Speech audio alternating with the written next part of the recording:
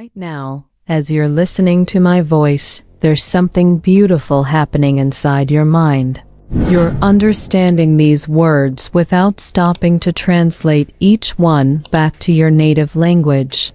You're flowing with the rhythm of English, letting it wash over you like a gentle stream.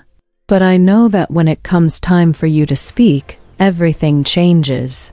Suddenly, your mind becomes a busy translator, frantically searching for words, building sentences piece by piece in your first language, then struggling to convert them into English. By the time you're ready to speak, the moment has passed, and you're left feeling frustrated and defeated. I see you there, holding back your thoughts, your dreams, your beautiful ideas because they feel trapped behind a wall of translation. I know that feeling because I've walked that path too. There's nothing wrong with you. There's nothing broken about how your mind works. You're simply caught in a pattern that millions of language learners experience, and today, I'm going to help you break free from it.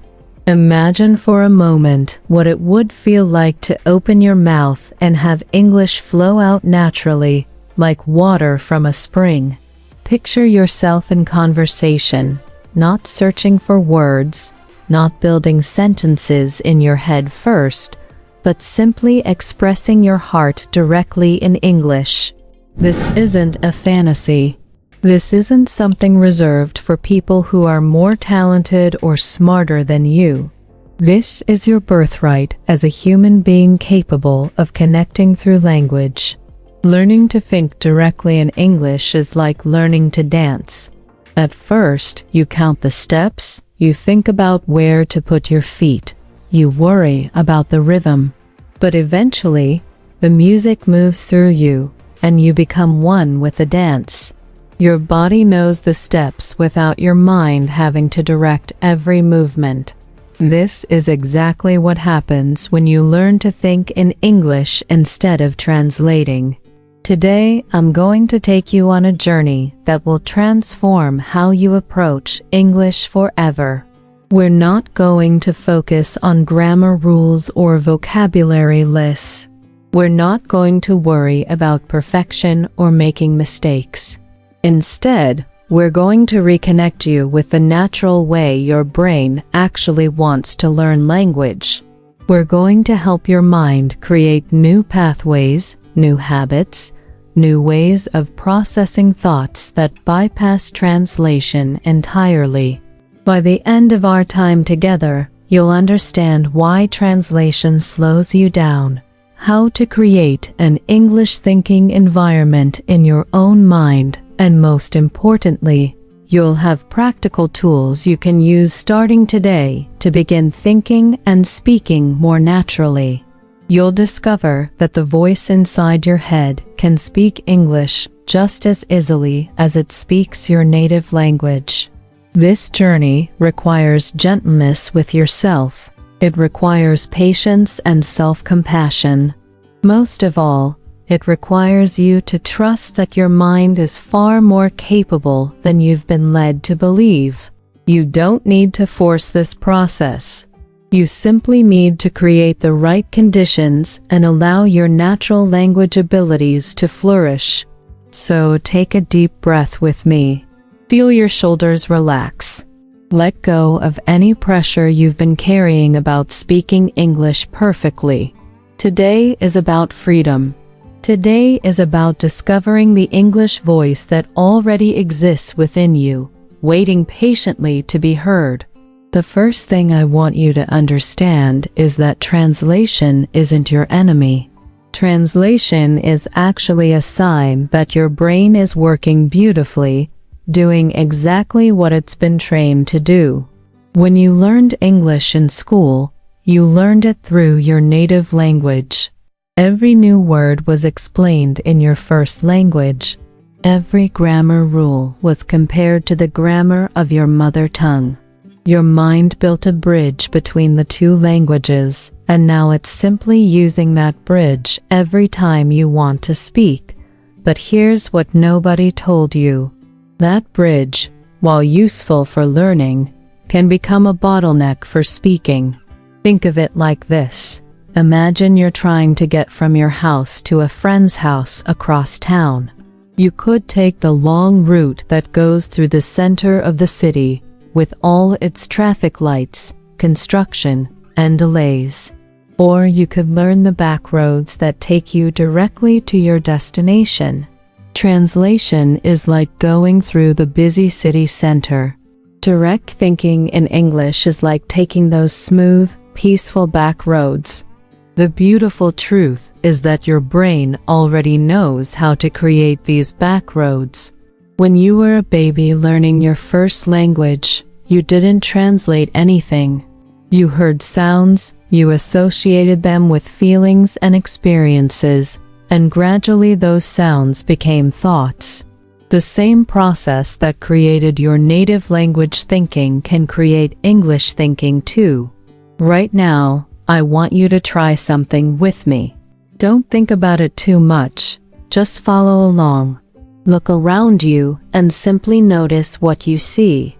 Maybe you see a tree, a car, a cloud in the sky. Instead of thinking the word in your native language first, just whisper the English word directly. Tree, car, cloud. Feel how those words can connect directly to what you're seeing without any translation step in between. This is the beginning of direct English thinking. It starts with simple naming, simple observing, simple being present with the English words as they connect to your immediate experience. You're not trying to construct complex sentences yet. You're just letting English live in your awareness alongside your perceptions. Now, let's talk about the fear that comes up when we try to think directly in English. Your mind might say, but what if I can't find the right word? What if I make a mistake? What if I sound stupid? These fears are natural, but they're based on a misunderstanding about how language actually works. When you think in your native language, do you always find the perfect word? Do you never pause, never search for the right expression, never change your mind mid-sentence? Of course you do. Thinking in any language is messy, imperfect, and full of pauses and corrections. The difference is that you're gentle with yourself when you think in your native language. You don't judge yourself for not being perfectly eloquent in your own mind. You simply let thoughts flow, adjust as needed, and keep going. This same gentleness needs to extend to your English thinking. Here's a powerful phrase I want you to repeat with me, and I want you to really feel the meaning as you say it. My English thoughts don't need to be perfect, they just need to be mine. Say it again. My English thoughts don't need to be perfect, they just need to be mine. Feel the relief in those words. Feel the permission they give you to be human, to be imperfect, to be learning. The key to breaking free from translation is to start small and be incredibly patient with yourself. Don't try to think complex philosophical thoughts in English right away. Start with the simplest observations and feelings. Start with the present moment. Right now, you might think, I am listening. I feel curious. This voice sounds kind. These simple thoughts, when repeated regularly, begin to create new neural pathways in your brain. Your mind is like a garden, and thoughts are like water flowing through it. For years, the water has been flowing along the translation path, so that path has become deep and automatic. Now we're going to create a new path for direct English thinking. At first, it will be just a tiny trickle, easy to miss. But with gentle, consistent practice, this new path will become deeper and stronger until eventually it becomes your mind's preferred route. This process requires you to become friends with discomfort. There will be moments when you can't find the English word you want, when your thoughts feel clumsy or incomplete. Instead of immediately switching back to translation, I want you to stay with that discomfort for just a moment longer. Breathe with it. Be curious about it. Sometimes the word you're looking for will come. Sometimes you'll find a different way to express your thought. Sometimes you'll simply accept that this particular thought will remain unfinished, and that's perfectly okay. Remember, every native English speaker has thousands of unfinished thoughts every day. Every native speaker searches for words, changes their mind, starts sentences over. The goal isn't perfection. The goal is naturalness. The goal is allowing English to become a living, breathing part of your inner landscape. Now that we've created space for English thinking to emerge, let's talk about how to nurture it through the way you listen. Most people think of listening as a passive activity, something that happens to you. But I want to introduce you to a completely different kind of listening, what I call heart listening. This is listening that opens up space inside you for English to take root and grow. When you listen to English with anxiety, focused on catching every word, trying to translate everything quickly so you don't fall behind, you create tension in your mind. This tension actually blocks the natural absorption process that your brain wants to do. It's like trying to drink water while someone is shaking the glass. The water is there, but you can't receive it smoothly. Heart listening is different. Heart listening is relaxed, open, curious. When you listen with your heart, you're not trying to grab onto every word. Instead, you're letting the rhythm of English wash over you, letting the melody of the language settle into your bones. You're listening for feeling as much as for meaning. You're allowing English to become familiar not just to your mind, but to your entire being. Try this with me right now. As you continue listening to my voice, instead of focusing intensely on every word, let yourself relax into the sound of English. Feel the rhythm of the sentences, the way the words flow together, the pauses and emphasis. Let yourself receive the meaning without forcing it. Notice how when you stop trying so hard to understand, understanding actually becomes easier.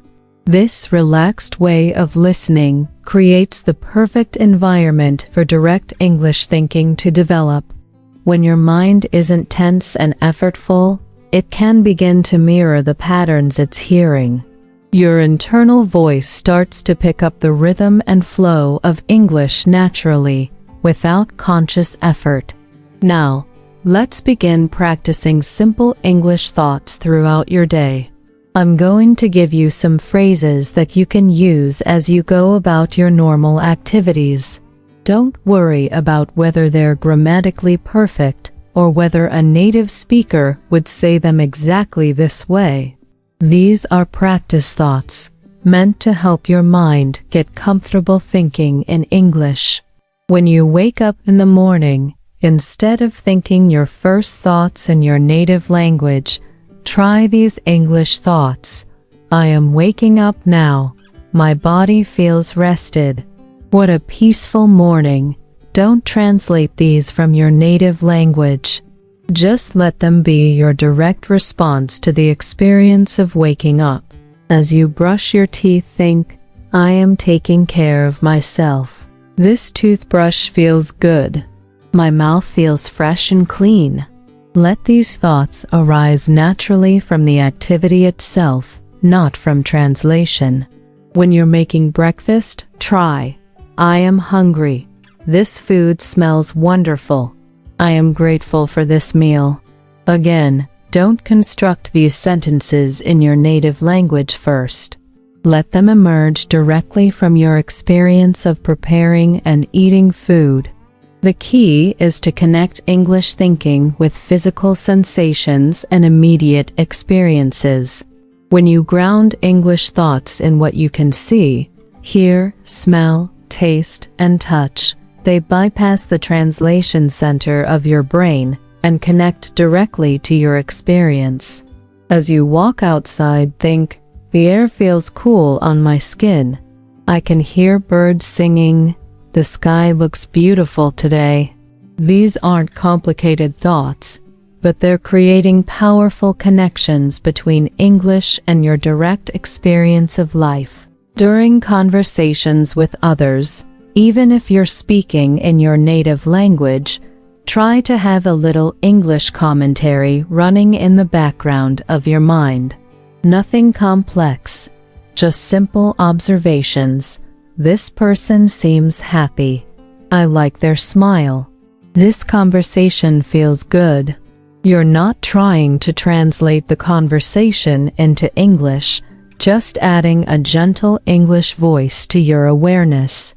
Before I continue, I want to pause here and ask you something from my heart. If what I'm sharing today is helping you feel less alone with your English learning, if it's giving you hope that direct thinking in English is possible for you, would you subscribe to this channel? Your subscription tells me that these ideas matter to you, and it helps me know that I should keep creating content like this. Also, I'd love to hear from you in the comments. After you finish listening to this, try practicing some of the simple English thoughts I've shared. Then come back and write one sentence about your experience. Maybe write, "I practiced thinking in English while making tea," or "I tried thinking English thoughts during my walk." You don't need to write anything complicated or impressive. Just share one simple sentence that comes from your practice. When you share your experience, you're not just helping me understand how these ideas are landing for you. You're also encouraging other learners who are on the same journey. Your simple sentence might be exactly what someone else needs to hear to feel brave enough to try thinking in English themselves. The practice of thinking simple English thoughts throughout your day is like planting seeds in your mind. Each thought is a seed. Some will sprout quickly, others will take time to grow. But with gentle, consistent practice, you'll begin to notice that English thoughts start arising spontaneously, without effort, without translation. This is the beginning of true English fluency. Here's something beautiful that I want you to understand. You already know enough English to start expressing yourself directly, right now today. The problem isn't that you lack vocabulary or grammar knowledge. The problem is that you've been convinced you need to be perfect before you can be authentic. But authenticity doesn't require perfection. Authenticity requires honesty, and honest communication often uses simple words to express deep feelings. Think about the most meaningful conversations you've had in your native language. Were they filled with complicated vocabulary and perfect grammar? Or were they moments when someone spoke from their heart, using simple words to share something real and true?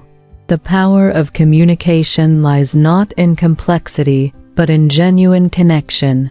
I want to show you how you can start expressing yourself in English immediately, using words and structures you already know. Let's begin with feelings, because feelings are universal and they don't require fancy language to be communicated powerfully. Instead of thinking, "I need to find the perfect English words to express how I feel," try this approach. Start with the simplest, most direct expression of your feeling. If you're happy, think, "I feel happy." If you're tired, think, "I feel tired." If you're confused about something, think, "I feel confused." These aren't sophisticated expressions, but they're honest and direct, and honesty is the foundation of all meaningful communication. Now let's expand these basic feelings into simple English thoughts that you can practice throughout your day. When something good happens, instead of immediately thinking in your native language, try, "This makes me happy." "I like this feeling." "Today is a good day." When you face a challenge, try, "This is difficult." "I feel frustrated, but I can handle this." Let me give you some real-life scenarios where you can practice direct English expression, starting exactly where you are right now. Imagine you're at a grocery store and you can't find something you need. Instead of building a complex sentence in your native language and then translating it, try thinking directly. "Excuse me, where is the bread? I cannot find it." These words are simple, but they communicate exactly what you need. If someone asks how you're doing, instead of translating a complex response, try responding directly in English. "I am okay. A little tired, but okay. How are you?" Feel how these simple words can carry genuine warmth and connection. When you're with friends, even if the main conversation is in your native language, practice adding simple English expressions to your internal experience. "This friend makes me laugh." "I enjoy this conversation." "I feel grateful for this moment." You're not trying to translate the entire conversation. You're just adding an English voice to your emotional experience of the situation. The secret to building confidence in English expression is to celebrate micro wins. A micro win is any moment when you successfully communicate something real in English, no matter how simple. If you successfully order coffee in English, that's a micro win. If you express one genuine feeling in English, that's a micro win. If you think one complete English thought without translating, that's a micro win. Each micro win is proof that you can communicate in English. Each micro win builds your confidence and creates positive associations with English expression. Instead of waiting until you can have complex philosophical discussions in English, start celebrating these small moments of successful communication. Let me share a practice that will help you experience micro wins every day. Each morning, identify one simple thing you want to express in English that day. It might be, "I want to tell someone they look nice," or "I want to say thank you with feeling," or "I want to ask someone about their day." Choose something that feels manageable and authentic to who you are. Then, look for an opportunity during the day to express this one thing directly in English. When the moment comes, don't overthink it. Don't worry about perfect grammar or pronunciation. Just speak from your heart using the simple English words you know. For example, if your intention is to compliment someone, and you see a friend wearing a nice shirt, simply say, "Your shirt looks very nice. I like the color." You don't need to say, "That's an exceptionally elegant garment that complements your complexion beautifully."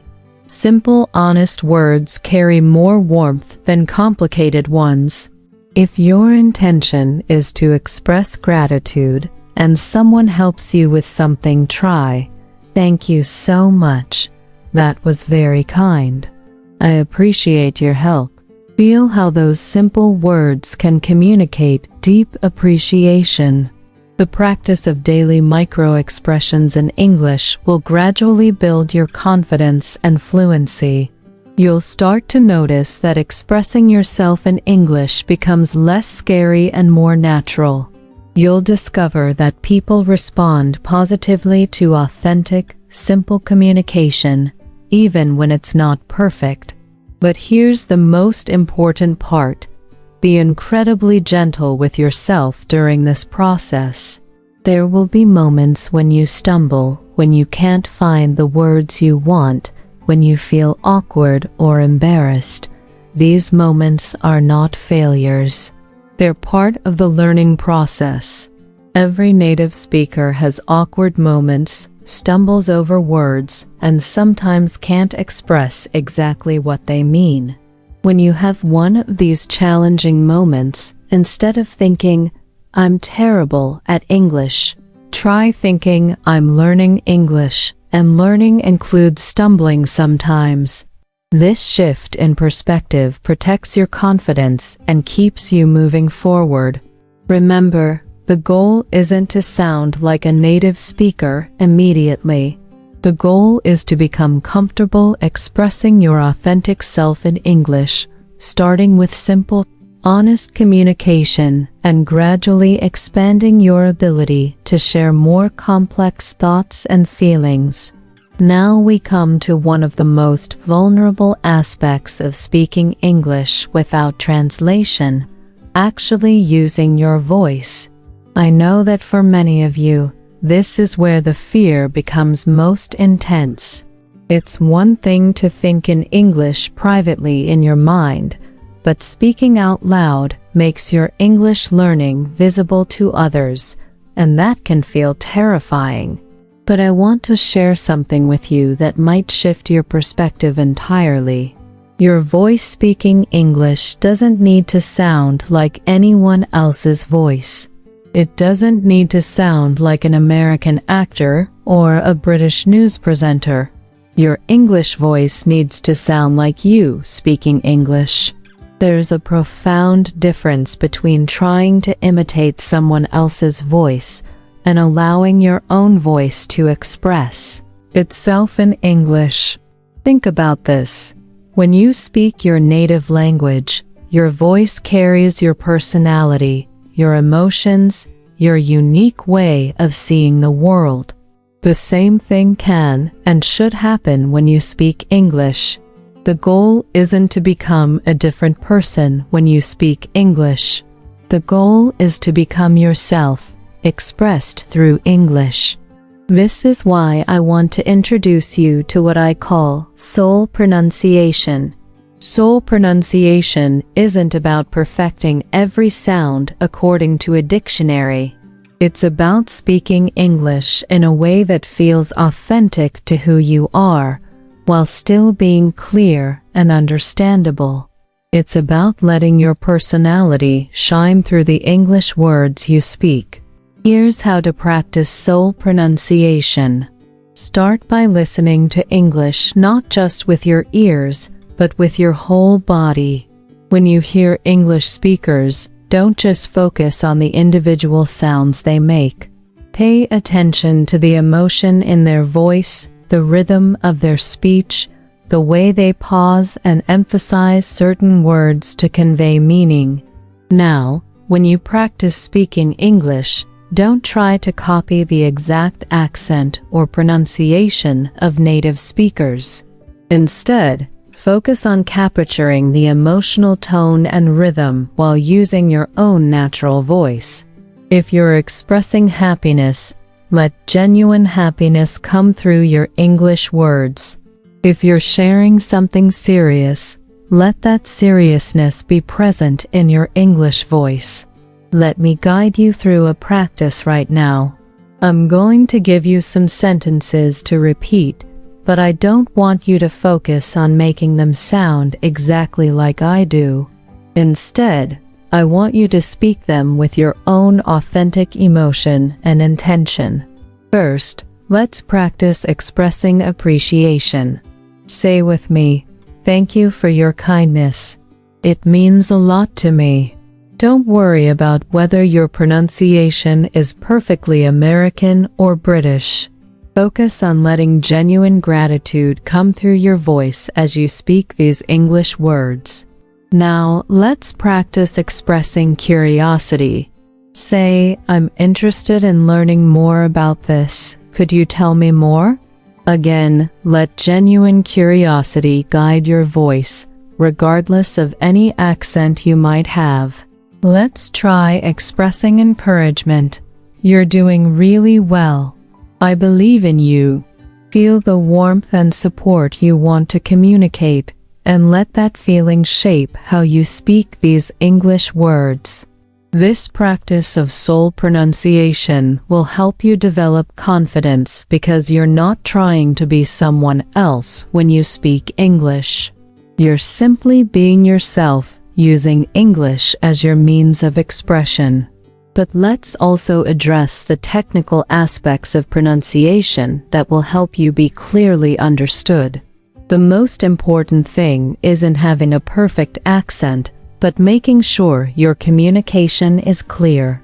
This means paying attention to a few key elements, speaking slowly enough that each word can be understood, putting emphasis on the most important words in your sentences, and using pauses to help organize your thoughts.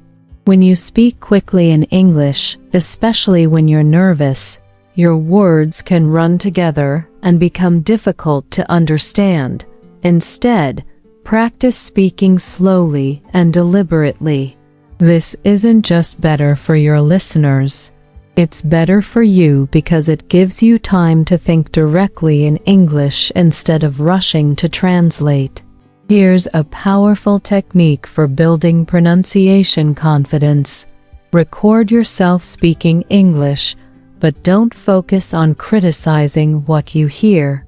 Instead, listen with compassion and curiosity. Notice what you're doing well. Maybe your emotion comes through clearly.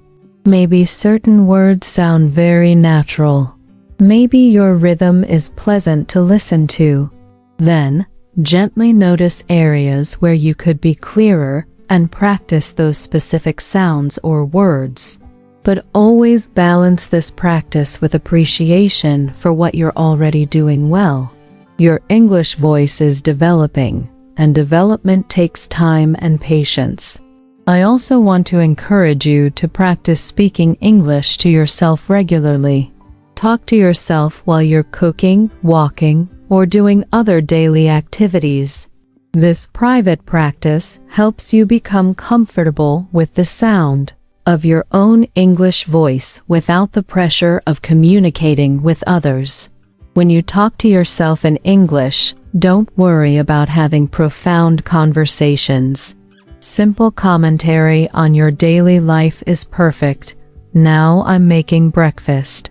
The eggs are cooking nicely. I think I'll add some cheese. This kind of self-talk helps English become a natural part of your inner and outer voice. As you build confidence with your English voice, you'll start to notice something wonderful happening. You'll find moments when English words flow out of your mouth without any conscious effort, without translation, without fear. These moments might be brief at first, but they're proof that direct English expression is not only possible for you, it's already beginning to happen. Remember, every time you speak English, even imperfectly, you're doing something brave and meaningful. You're choosing to express yourself across the bridge of language. You're participating in the beautiful human tradition of connection through words.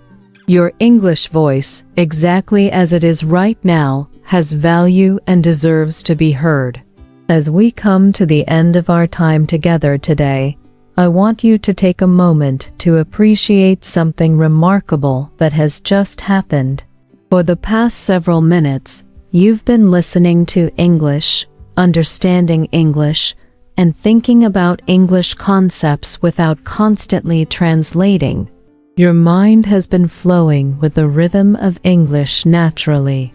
And this is proof that direct English thinking isn't just possible for you, it's already beginning to happen. The journey from translation-dependent thinking to direct English thinking isn't a destination you arrive at suddenly. It's a gradual transformation like watching a sunrise. At first there's just a hint of light on the horizon.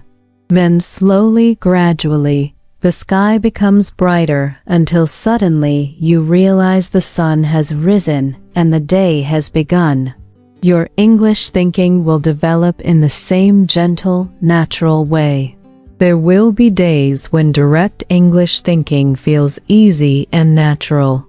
There will be other days when you find yourself falling back into translation patterns, and that's completely normal. Progress in language learning isn't a straight line upward. It's more like a spiral staircase, where sometimes you feel like you're going in circles, but actually you're moving higher with each revolution.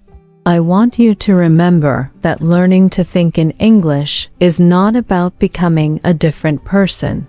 It's about allowing more of who you already are to be expressed through this beautiful language.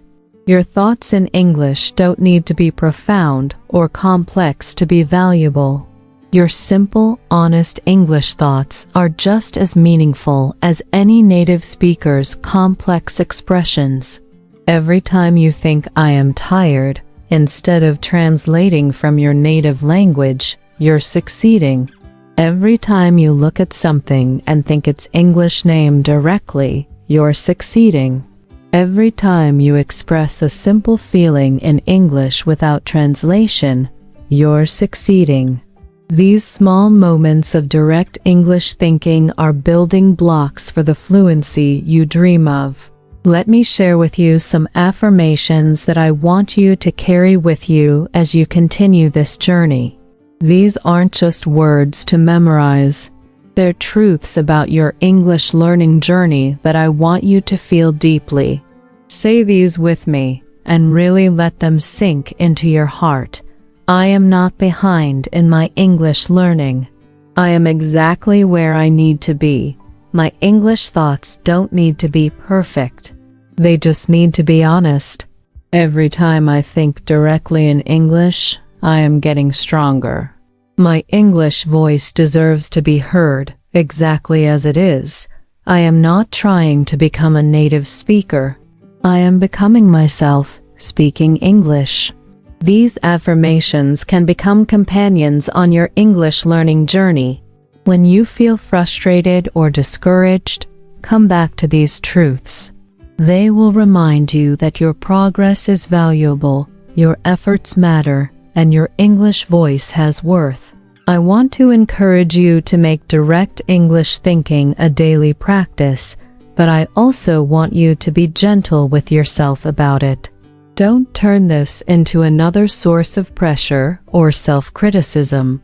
Instead, approach it with curiosity and playfulness. Notice moments throughout your day when you can practice simple English thoughts. Celebrate small successes. Be patient with yourself when translation patterns return. The community of learners here matters tremendously to your success. When you share your experiences in the comments, you're not just helping me understand how these ideas are working for you. You're creating a supportive space where other learners can see that they're not alone in their struggles and successes.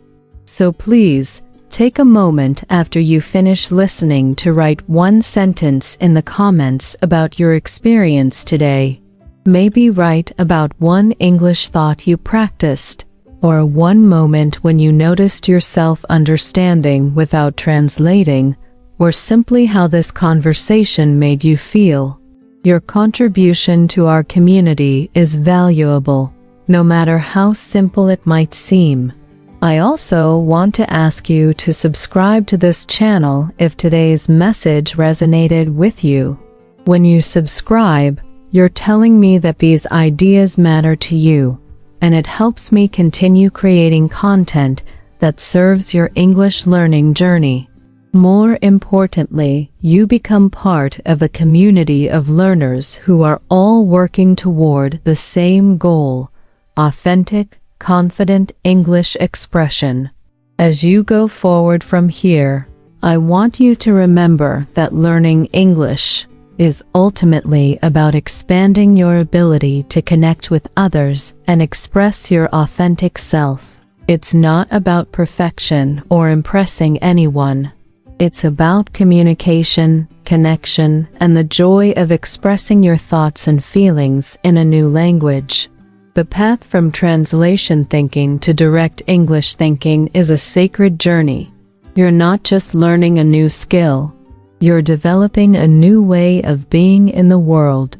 You're opening yourself to new relationships, new opportunities, new ways of seeing and understanding life. Trust the process. Trust your mind's natural ability to learn language.